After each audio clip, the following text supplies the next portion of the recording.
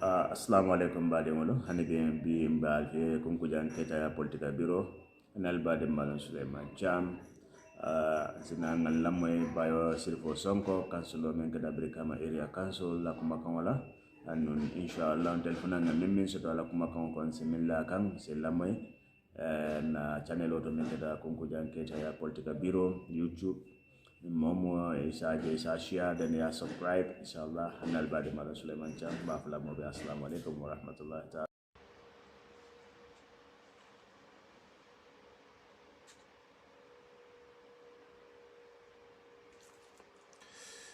Assalamu alaikum warahmatullahi ta'ala wa barakatuh.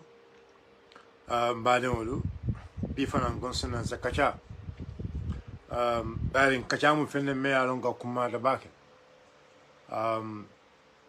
ko nali ñoo saba kuto al lafta pour camion se keno je fali kacha pomodo nal kachata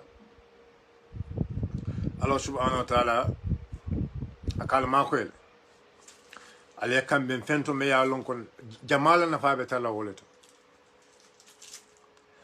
andon nimbe kachale fanan kala na kachale kanun tonyala kana kanun silan wala barna kanun tonyala tonya me yalon ko wole be jamala na fala kana tonya fu nyin kama because lefta fenna sotola kana tonya fu nyin kama because of leftan tolle finti barin kana fanya fanan ku kama me yalon ko because lefta fennela adama don sela balu ko nyinti adama don sela balu ko wote aje comme na même fa donc ñum diamo membe kering ntolu man la faka diamo nje bar sa diamo ñing afutata tembel to tembe me yalon ko fo momo e diam bayring ni muso dol ka lo e ka fon tole ko kewol la minebe ñun koto alila mani haklode muso ka lo aka foko ntol kewol la minebe ñun koto why men are debating about FGM, the so-called FGM, and what we know is FC, female circumcision. But ninga tara muso ka lo ako kewol la minebe FGM to muso la koto wallahi summa wallahi mina ka fo jang mina ka fo MC FGM koro mina be atinna mina ya tinna muso dolbe kelo ke ka about FGM. It's all about men. It's all about men. So yalon be tonya la folo ñoy because muso dolbe jemele alon ko e be complain ka about FGM is about men. It's about tol kewol. So ni ata ita kon tol kewol mo ñana ndol we have nothing to say about it. What are you telling us? Ite kam mina fo mole. Ite kam mina fo hakil mali. What are you telling to people who have sense? Because membe ka fo FGM to wolom ñindu ko because ning ye muso samba FGM do ga membo ndaba abuka feeling soto. Abuka feeling soto. That's wala ma ko be. But abuka feeling soto with who? Let's call a spade a spade. Feeling diamond, kafo diamond to the particular side, the particular part. Nga membe complain B. It's not about woman to woman. It's about woman to man. Kyoni muso la katala. Kyoni muso. Saying nin kyo be diamu kawdo. Ito ko kyo manyana ko diamu woto. What are you telling people? Ito kamela fa mole. Nyimu muso la kolet. Kyo manyana ka diamu je. But saying mome ya lonko in fact amanka misil moti mome ya long in fact ate buka nyim practice mome ya long in fact it's not part of ate kabirata mumolu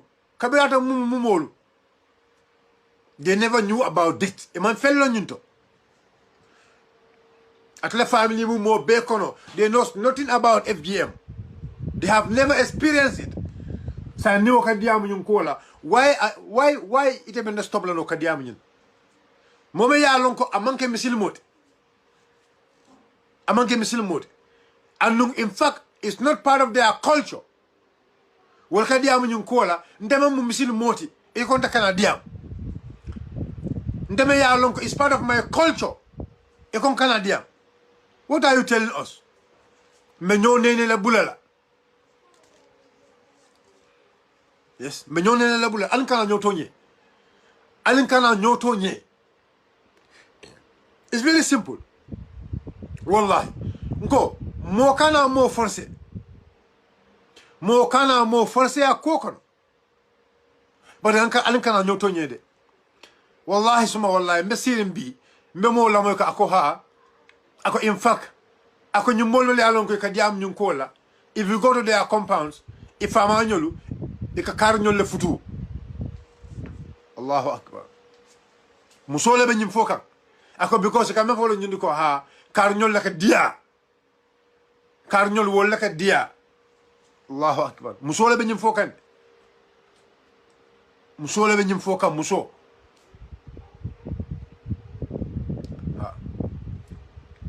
musole be ñim fokan ko ha because ate bama ñol la mol I understand musole mba fokan because minakata ate bama ñol la family ate bama ñol wala siyo ka practice le wala ka FGM kel but abama futu diamond wala buka practice so this mean ko ate bama wo taral through the process but ate and then where the sambal through the process but itola family is not part of amantana game kono Allahu akbar mbani wulu ana tonya fo ñoy be tonya la fo ñoy this is about our culture this is about our religion mol mel ñanta diam la this should be people mel ya lonko they are part of the same religion with us at some point mol la ñanta diam la mel ya lonko itolu is part of their family it's part of their culture find something along is part of your culture I will understand if this girl Dugre girl because if you go to the Serakule communities it's part of it so now because it's part of them they are lonely maybe if she come on campaign that's okay but somebody may not get them experience in a family them not experience these are the people fighting against this and they don't want us to talk about it wallahi go it's very simple I'll go kill Canada but say melfale ya lonko ila I mean it's not part of their tradition it's not part of their culture they should not also talk about it let us leave it with people melka practice let those people talk about it now we are talking about fair game here if we are talking about fair game it's very simple ita buka practice ita mama ma long ita mumu fo ma long ita ka diamala ita musu fo ma long ita musu ita mama ma long your grandfather so your grandmother your grandmother never experienced it you are talking about it and you don't want me who my grands were practicing it and there was no health implication ika wulu sol kono ika fuduoke ika ding tan wulu ika ding tan lulu wulu so kono madul alla ñoo toño bula way there have never been any health implication otumo there was no scan isama ko mbekana scan na dingo beten la bu dem zalik ana na sot e ka si sol ko ne ka wuluje e ka wulu kayro la wallahi azim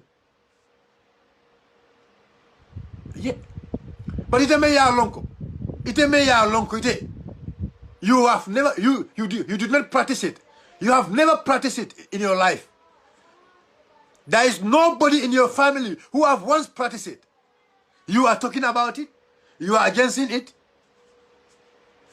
and in fact some of these people living in the diaspora I mean they have their documents because of this some of them they secure their papers in Europe and other countries because of FGM some of them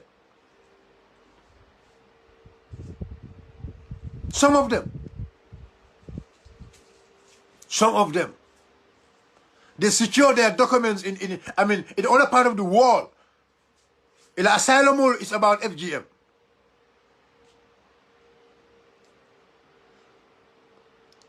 Alin kana nyoto nye, let's stop. Alin kana nyoto nye. Alin nyoto nyo bula. Me nyoto nyo la bula la. It's not part of your culture. It's not part of your religion.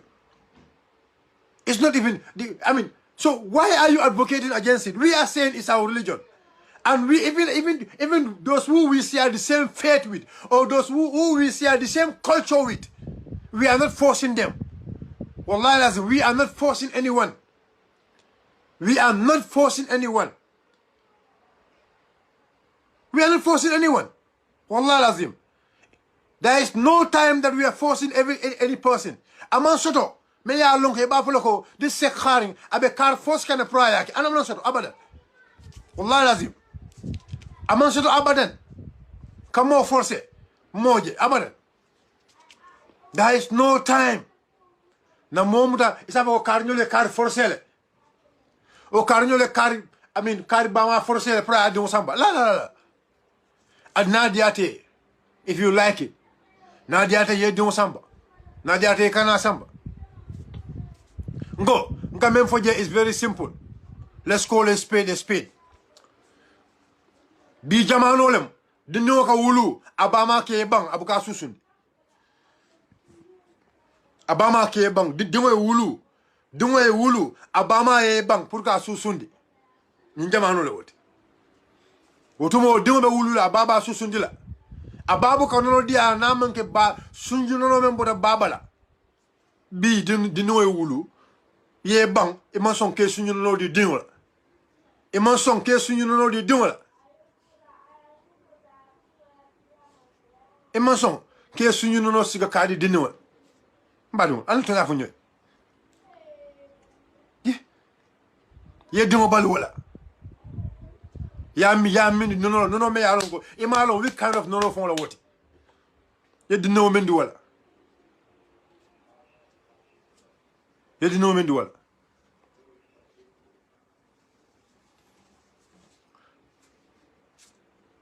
al kana muru al kabmulu al kabula mol al falla al kabula mol lon nalla mol lon nalla kabula lon nalla mol buka bula mol la lon nalla but mol kasna ka bulan to la lon nalla ndola ulamaul ntol ka mel yalon ka wala jibe na dino la nga som mol ke bula wala Allahu akbar wallahi lazim nga men fo mol ya ko tal man ndam wallahi ndamo forcer anu I am not here to encourage anyone. I am not here to encourage anyone to do it. It's very simple. But I am against this call. Kamolta ke sorong. Very simple.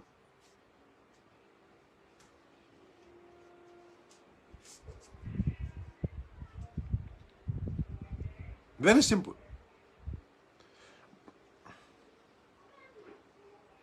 Kan alfalta kam moment kake mola freedom. You got freedom. Look, then this is not democracy then. Because democracy democracy is about freedom of religion. Hey, mol bejang. Ibe ila dinolu.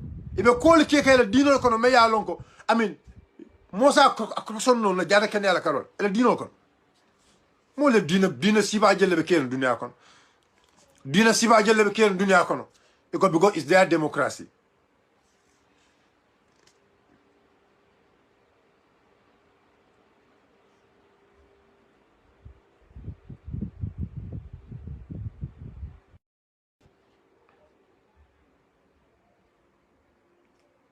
Nobody is forcing anyone. It's very simple. Wallahi azim. We are not forcing anybody to do it. Wallahi azim. There is no time we are forcing anybody to do it. Manta amo forcela. Go. Even if do, we are not forcing anybody. Our only problem is, and what our sex na dina lonal can follow you do go. Na fonko bondije ka criminalize. Let's put that one aside.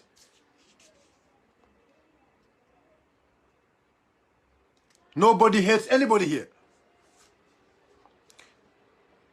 Menyo bunya lale, na nyo dino bunya.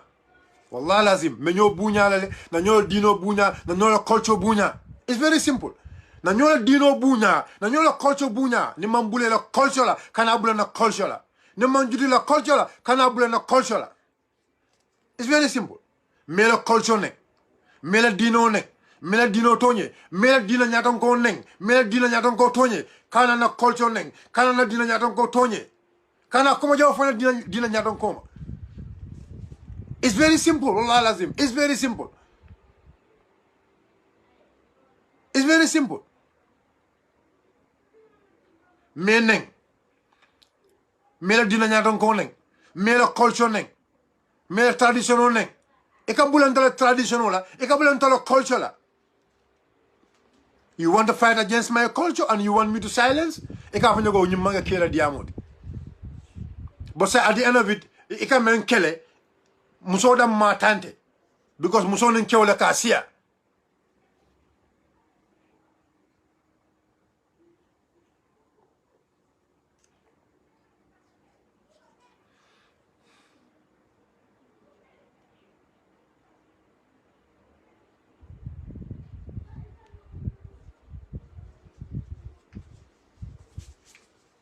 It's very simple.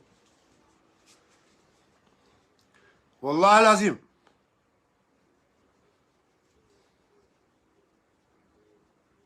Nga men fanya, it's very simple. Ntolla dino mbatankala. Wallahi lazim. Mbe lola kana dino fasa. Mbe lola kana culture fasa. Nde sonna fake ning felo ni na culture tema. Nde sonna felo na dino tema. The same people, Meli Alonko, they are the one advocating for, this FGM. O mo kilolu. Woleba ke nun ke ya mutakai ba fasa kanja. O mo kilolu ke nin ke ya. Ke nin ke ya. O mo kilolu leba ke nin ke ya fasa kanja. Woleba musinu musi ya fasa kanja dunia kon. O mo kilolu. O mo kilolu. Ali alon kenin ke woka kasara jalle ke jalle be tama kanje be sulenka alin kana nyoto nye alin kana nyoto nye alin nyola dino bunya na nyola culture bunya. It's very simple. Nita bukake, it's my culture, let me practice it. Let me practice it. It's very simple. Go, even Mayor Longo, somebody I see the same culture with. Now my left kake. That is his own wish. Adam, I left the kake. Now my left kanake. Now left the kake ayake. It's very simple. We are not forcing anybody. We are not forcing anyone to do it. But ankana bula nyola dinola. Ankana bula nyola culture la. It's very simple. Wallah lazim. Wallah lazim. It's very simple. Our problem is, nko, ntolman balang kobe, nko, cannot criminalize. That is our problem. Kana na mol soro mele alonko, waliya jeleko is their culture. Kana na mol soro mele ajeko, waliya jeleko ila dino lemu, kana sorong, kana policemen o lekang. Because it's their right. Kana sorong. It's their right. It's their wish. Ila fala kake. Ila need yalamu. Ila need yalamu. Ibula ila need yake. Me ya lonka man lev kake fana no problem. Iman lev kake. Okay, fine, no problem. Don't do it. And we are not calling you kafir. Iman lev kake. Wallahi lazim, nobody is calling you kafir. Mo mantara mo kumande kan kafoko ni man nyinke mu kafirolti. Aman seto. Adam na seto abada. Kafuko ni manta nyakato mu kafirolti aman soto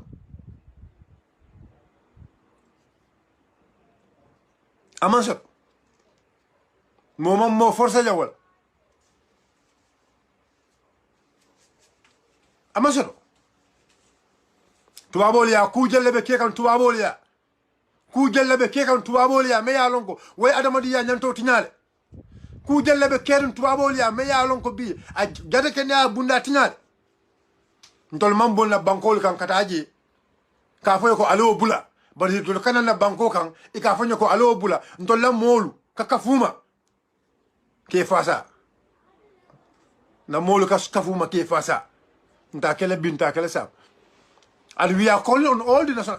We are watching. Wallahi azim, we are watching. It's by choice. It's by choice. It's by choice. You like it. If you want to do it, you do it. If you don't want to do it, don't do it. It's very simple.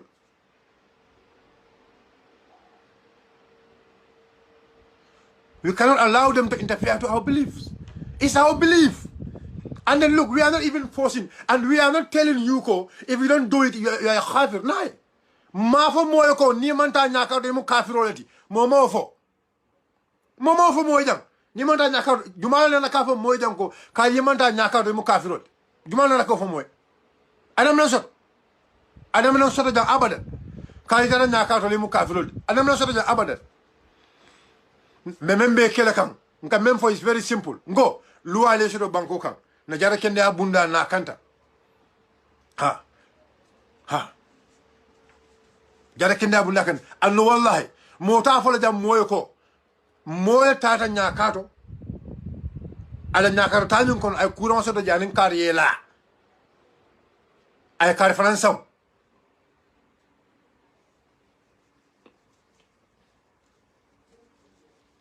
those who are asking for Kila sallallahu alayhi wa sallam for ayakele Allahu akbar wallahi lazim Kila sallallahu alayhi wa sallam anyala fen keda Kila sallallahu alayhi wa sallam ama fo alabula wallahi lazim dol ka jelo ko musunnole annun Kila sallallahu alayhi wa sallam ala jamano la fenne nyinte me yalon ka kedel fenne me yalon ka kedel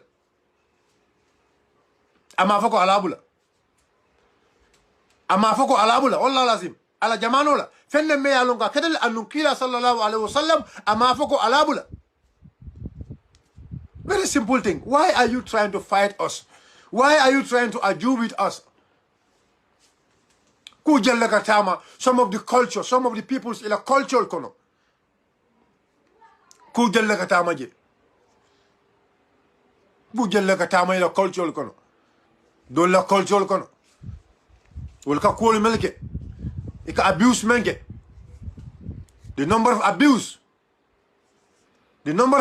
will come in a cultural con. The number of abuse it can men lay will come as part of their culture. Wallahi lazim mbelola mbena dino fasal niano yon commandi tobela niano yon fondi famabela niano kana fensoro dunya kono. But wallahi lazim the sonna molian tonya na dino kan the sonna molian tonya na culture la. We don't care. Nkana fen soto na fuara ya fo ila yomi din mba sika na adi alala nuntuma ame alon alaka fendina non ka balu wala mba ala tantula mba fola alhamdulillah rabbil alamin ba ala fendina non ka balu men manna wallahi nda moto nyela nda dunna mola culture to nda dunna mola dina to ba nim momo na dino kono e koy be na dino tale e ba doyala nyakono nda sonna bi nda sonna sama na dino muna dino lati mbena dino kantala mbena dino kantala mbena culture kantala nda sonna ka bula mola culture kam nda sonna ka bula mola dino noma but ni na ta yentana dino to ko bena dino kelela un sallo ni e kele fo ila yomi di bu gon tol fane wala soto ale ni bondi wala ale en tol ni bondi ay adama do kilia adama do musakate kilia balo kono alin kana so molien nene ro kanyanta neno kanyenta mantara ka fen sama nan jang femme ya lonko mba sama kan nan janne ka. Look, we don't care about Saudi Arabia, we don't care about Egypt, we don't care about Kuwait, we don't care about Bahrain. All what we care is about our deen. All what we care is about Rasul sallallahu alaihi wasallam. All what we care is about our deen. All what we care is our Quran and Sunnah. What? Hey, we care about the Quran and Sunnah. Hey, Adama Doman Timade. But the little we can do to protect our deen, we are going to do it. The little Zaman can to protect our deen, Wallahi al-Azim, Summa Wallahi al-Azim, ba mexol and baokelen. Anu Wallahi. Moli melka findi ka foko, ndol kewol kam mina diamu nyum koko, mbe diamu le. Ndol kewol be diamu le.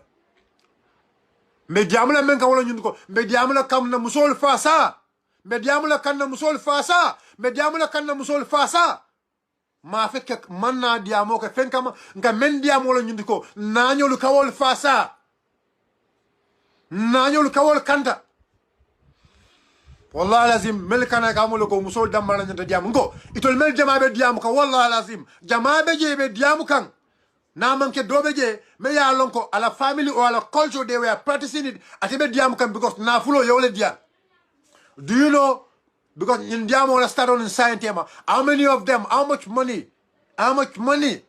they are receiving how much money they are receiving mol mel ya lonko hey manke nyamatiti we know what is going on now learn the courage lebe dikan because in diamo since the time we start this topic we know how many of them how much money they are getting you know how much money they are getting we are full we are not full they are making this big for them to grab money they only need money let them go and take money we don't care but it's our deen we are going to protect our deen wallah lazim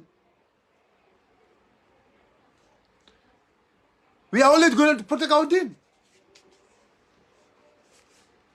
Our deen is our deen, wallah.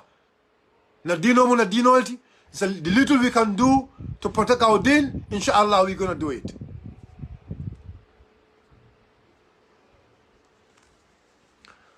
Inshallah we're going to do it. Just to protect our deen, wallah lazim mo kala. Nimme ya lonko alay harje kodo men nañu lawnata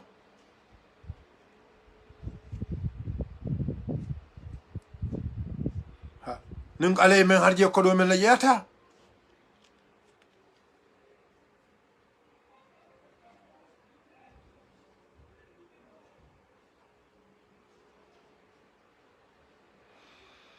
we have no problem with anybody nko nga même fo asonata nga même fo jak asonata ba nko nka ñin karo men ka jawolam ñindi ko nka ñin kar sutu nak yanko ite me ya lonko imal itemu misil molet ha ite me ya lonko itemu misil molet ite ya joko fenne ñinti me ya lonko anita la jade anin ite fe ko anin jade kende ya manta fenne ñinti me ya lonko ite fe ko akadama dungo ñantol tinya imu misil molet bari ite ñu miro so daje ite ñu na fil je ite ñu na lonje ite sonta ñu na laje iko da kela ma foyo ko mu kafiroti ma foyo ko yela dino le tinya ma foyo ko ayela dino le tinya ma foyo and let this be clear ite mu misil moleti imma le vitala nyakato imma le kela dimba sama nyakato nko ma foyo ko mu kafiroti ma foyo ko manke misil moti and I want people to understand this very well. Wallahi lazim ita men fana ya lonko yake. Ita me ya lonko yake.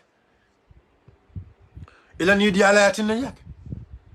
Yake men kama wala nyinti ko. Ila fahamu roto ko dina ya fa sale. Yake. Ila fahamu roto ko abete mako ila la bete dimbaya mako yake. It's very simple. It's very simple. Ite ajelo ko abele dimbaya tankale is going to protect your family. Ite alonko fenne me alonko ite ajelo ko is part of your deen. Do it. Okay.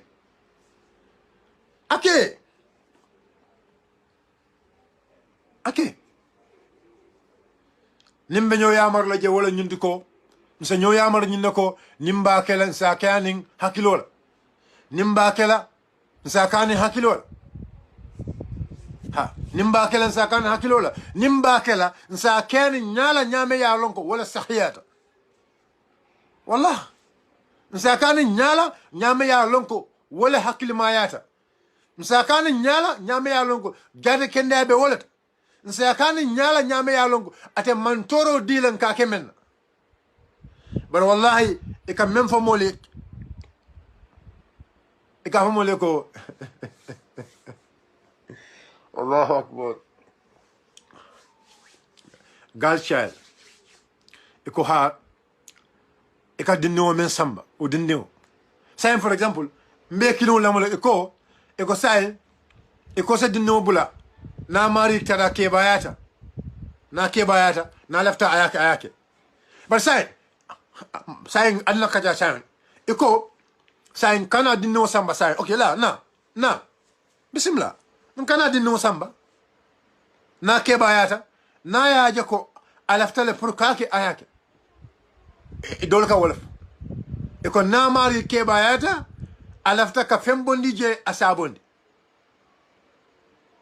e to le kaf e to mo kilo le ba foka e ko e ba je ko tumola a maria conscience sodole ase kuke no afayel e to le kaf bar say ne atara say loi be je loi me ya lonko in fact loi be je loi me ya lonko ani atara say ni lefta kakele nte hani na kake because ni na ke loi le be mutal mfon balo say for example nkono ntara fon ke bayata naje ko nkono waratale for example o naje ko ntara fon ke bayata naje ko maybe alhamdulillah alay komo dinna lefna kan komo tala ntara fon ke bayata mbalo warata lefta kam mbalo tala I want to go and do some certain surgeries but atara already saying loi be lari loi me yalonko ntaw kelano anu nyimunta fama balol nyimunta balolati it's my own body left saying pour kam balota ka I mean alhamdulillah mbalo be kuliya me yalonko mbukam fansamba no left ko some certain surgeries ke but there is a law me yalonko if I do that surgery nina surgery nyike what is going to happen e be on saronal but nyimunta la personal wislet ma dun say alila moyna hakilo la say but loi le be je loi me yalon ko nina ka dore ben sorona ma kala la bam fantakel nta kala say nga wala fa danko say membe je wala nyindi ko say alla loi bon ye loi me yalon ko nim mo yaki amari be sorona bar say nse molta nse karandi nse molta nse kalamutandi in fact akatani manyana wara la fa ni de fe ko fenne be je me yalon ko nim mol yake na fulo le bebul ko dol bebul na fulol bebul na mol kalam ta jande ya ko di jamal dila jumala mo kalam ta jam mol be jan ya ko di jamal dila mol be jan ya kafol mel yalon ko ika balu ko dole la they have nothing ika menke fente bulu ka menke na fulu montare bulu na menke ila kafo mo da malet ila kelo betana na wala kan yin kele FGM kele kabilin sabu FGM ko woltare masha Allah ismayar mbuga wol moy ko tanki mbuga wol moy wa kafol fata Allahu akbar wa kafol fata e buga naful soto wala tarabbe ko bakkan duma kadu nyum ko nyin imma that was a law but people were doing it but mo kilo mel yalon ko do bugana Allahu akbar kodo bugana ha utumo ebe kodo sota kan yalo mbadu mulu I want us to discuss here another ni hakilo la ba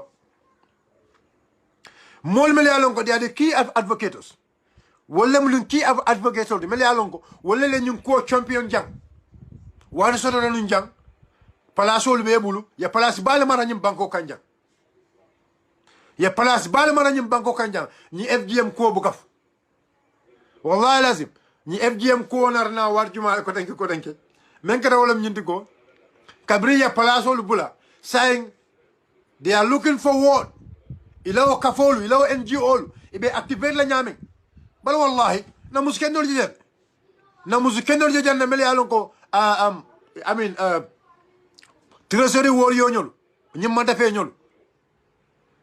nyolu nawol jejande ibe musolu ma koy kan ibe lola kam musoli ibe musoli ma koy kelo kunkolto wala ka follo wala kama kam musoli ma koy kam musoli sembentuya kam musoli empower kam musoli ma koy be fasot la nyame yela ka follo wala kam ya na fulol di musolla alhamdulillah wala ka fol yelo wala kama kam musoli ma koy ila ka foli melo nyin kama puytol fongol kumol bar mol mel yalon ko ya ka fol lo just for the purpose of FGM. Allahu akbar. Ya palasol maranyim banko kanjang mbuka FGM kumo moyla. FGM kumo kera de kudere mut. itata e bela palasol to fotumola me bota palasol to doron e dunta duma ko tanke kabulan na alfal noma dulay to tarin fo ye mo kilomuta ye mo fulamuta ye mo sabamuta dia mo nyim findita and the international organization or not. It's all about getting money.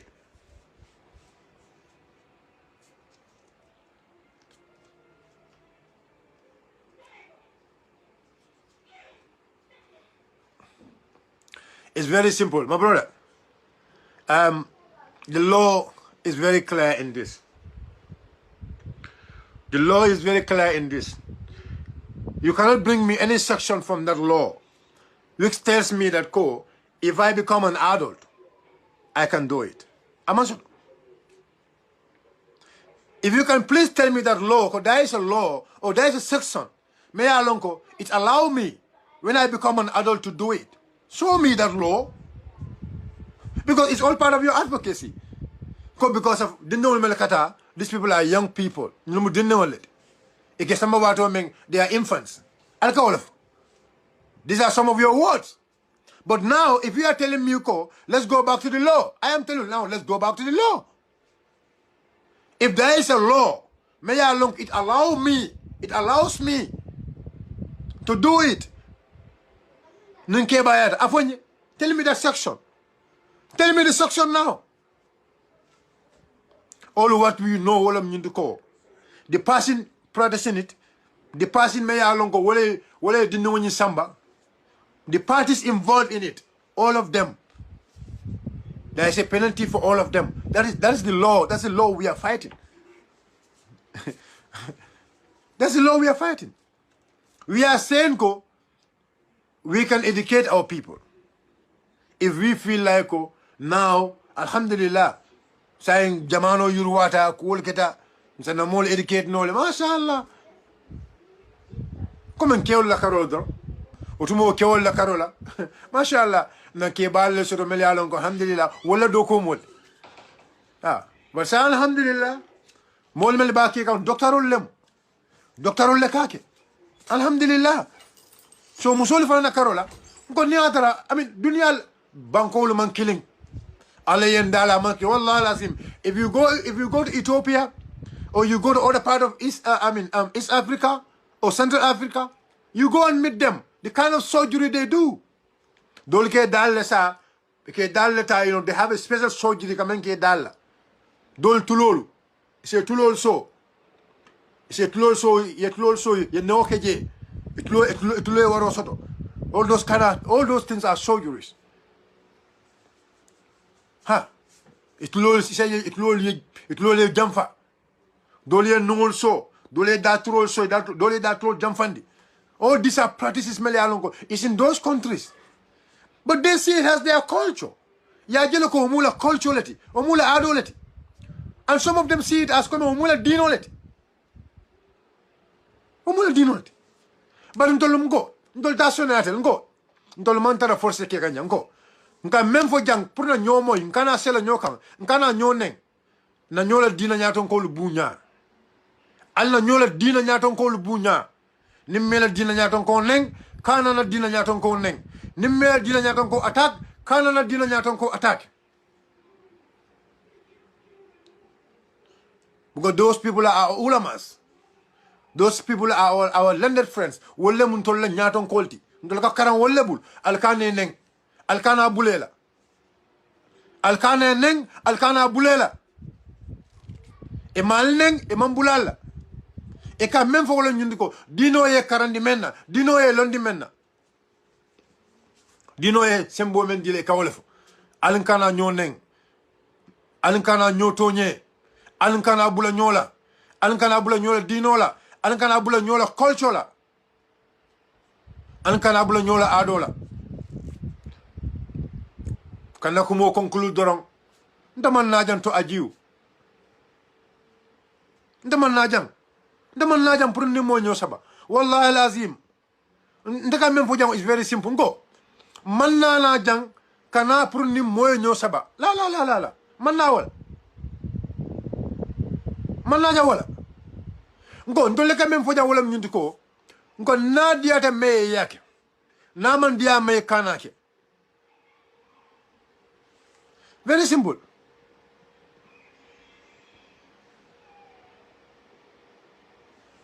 Naman diame kanake. This is our point. Na diara me yake, naman diame kanake.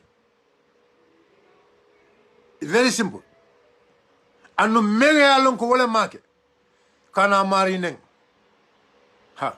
Me alon ko amake kana neng, kana tonye, kana bulala. Ala diala mamalef kake. Kana neng.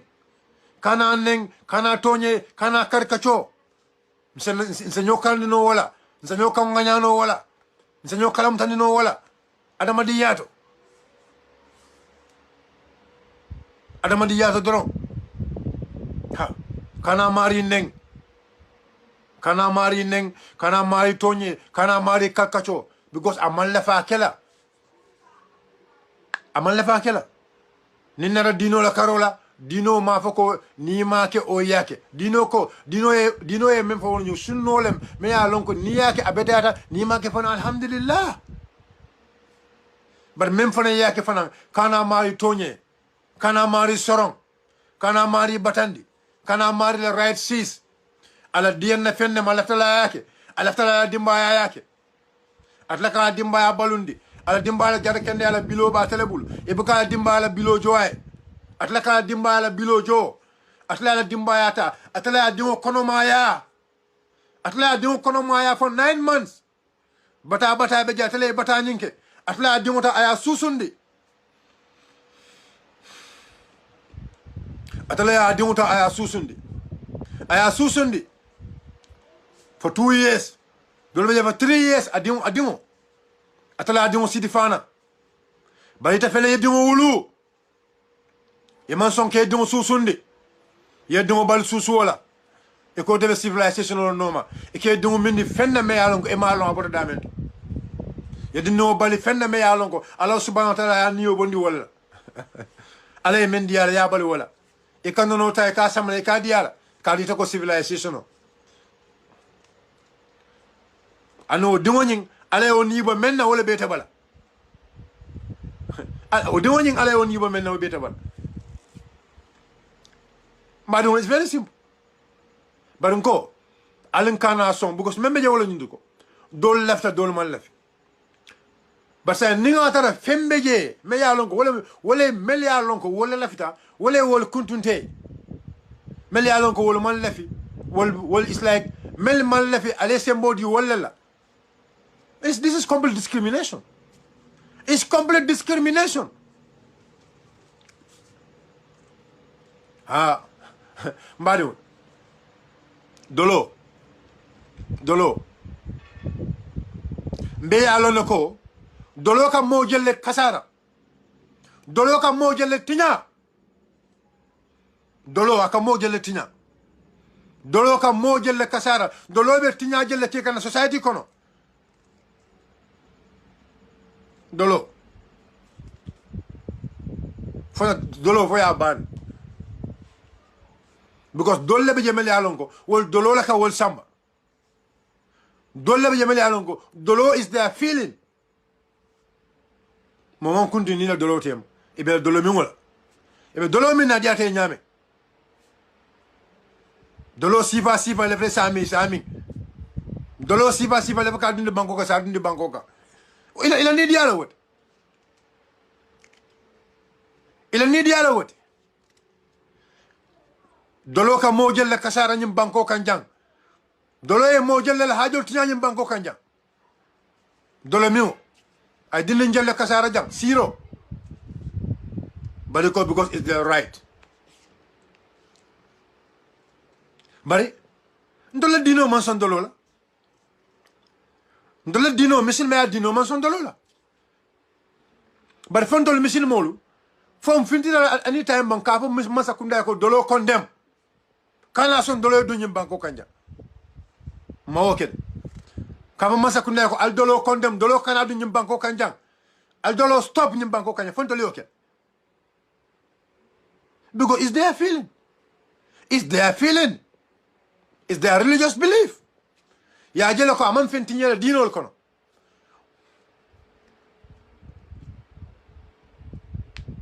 imam aman fentiñe la dino kon o don tol inshallah bena dino fasala mena dino fasala benna ado fasala bar don kamuru men kam wala ñindi ko wallahi azim mantara ka mo forcé kake mantara ka mo forcé kanake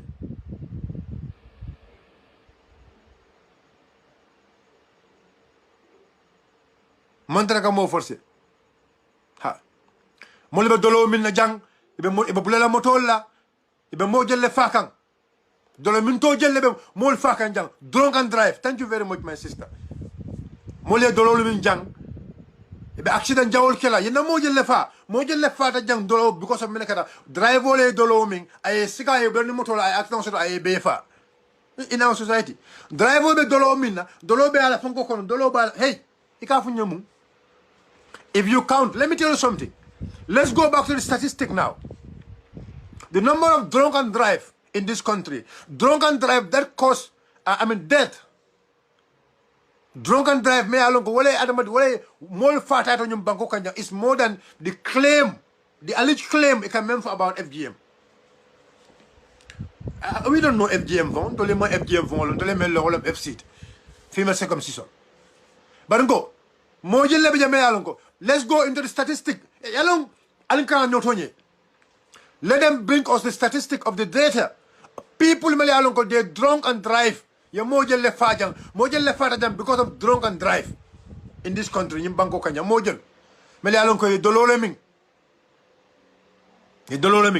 go to the statistic.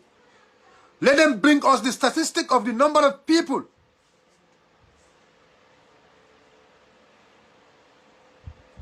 The number of people, Malayalon ko de, ye dolo le ming dolo, nyim banko kanjang, ye na molfa.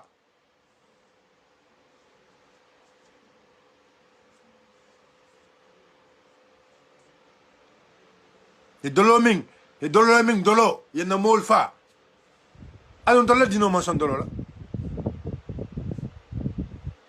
Dolo dino manson dolo. Na dino manson dolo la, but ye ka dolo ming. But that's their right. That's their religious belief. That's their right.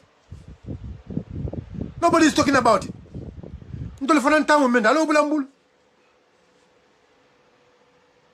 There are people they are not practicing Islam. They are not practicing Islam, but they don't drink alcohol. They are not practicing Islam. They are not Muslims. They are other faiths, but they don't drink alcohol. They don't drink alcohol. And these are very pious people in their various religions. But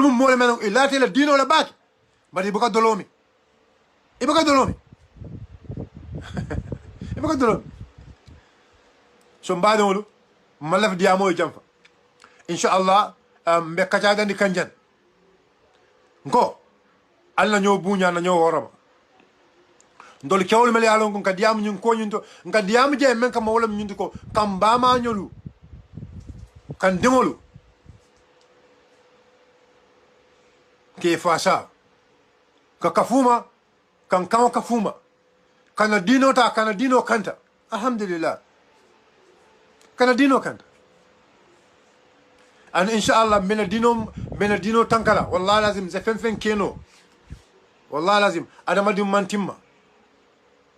mantimma but insha demando men keno pour ka je ko nañol mel yalon ko e ka bada soto ñun ko ñun kono e ka nañol mel sorong pour e kane sorong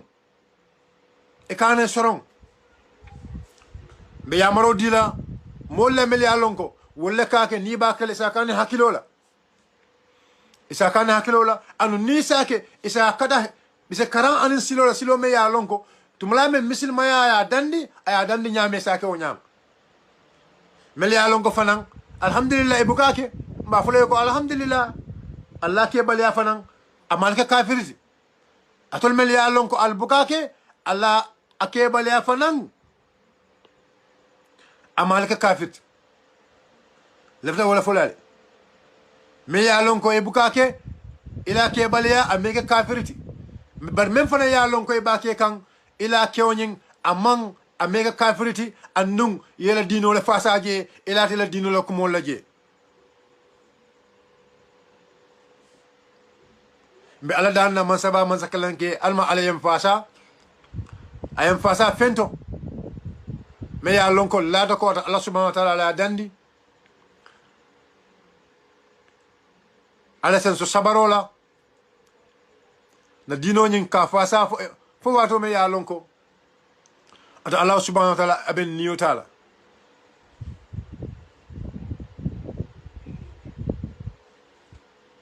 barindol kewol mbe diamulale inshallah men kamola lam bamal kan men kamola lam bari musol kan mel son ta'ala nda sanna fanan kam bari musol me yalon ke man son ala ke doya la nte nenna nte mutala ko ila diamo ala mu kafirol let la buda min zalika nte mutala ko mu kafirol let nde commande la kafir la nde commande la has kafir bari mbe am fana ko ila nidi alan woti meli alon ko wala fana laftala meli alon ko wala fana laftala alhamdulillah mba fulay ko mbe danlo kala mena kata ko kala mena ferol kala tilimbali amen kal taraje wo tilimbali balka na diamo be mo tilimbali amen kal taraje wo tilimbali amen ka kala e ka soro amen kala nka wala diam be ala dan la man saba man sakallanke ni soron ko nyin ni o bodale kan al fanansike moti me ya lonko al sala hakiltu na lona ko masha Allah al yallon bari al sakata ko ka doron alhamdulillah al sel londo kafuje bake al sala hakiltu bake je ko nimmo be noma e fananke fam mako ele mba folawul fanan ko si fam mako alhamdulillah minna kuma kamo den la janne ba falale ko ala barka bake ni atara na fem fo jang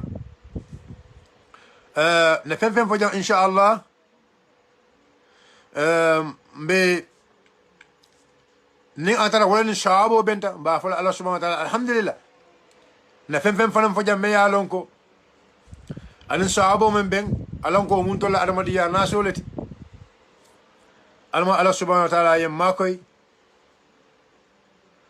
alma Allah subhanahu wa ta'ala yem makoy alma Allah subhanahu wa ta'ala yem makoy alma ala kana nyun ko ke fenti me ya lonko aben damal dundu la nyola aben damal dundu la nyola o aben damal buland la nyola bo ala sem bulan nyun ko kono na ki kayrola na kana nyala me ya lonko da boyla nyokan assalamu alaikum wa rahmatullahi wa ta'ala wa barakatuh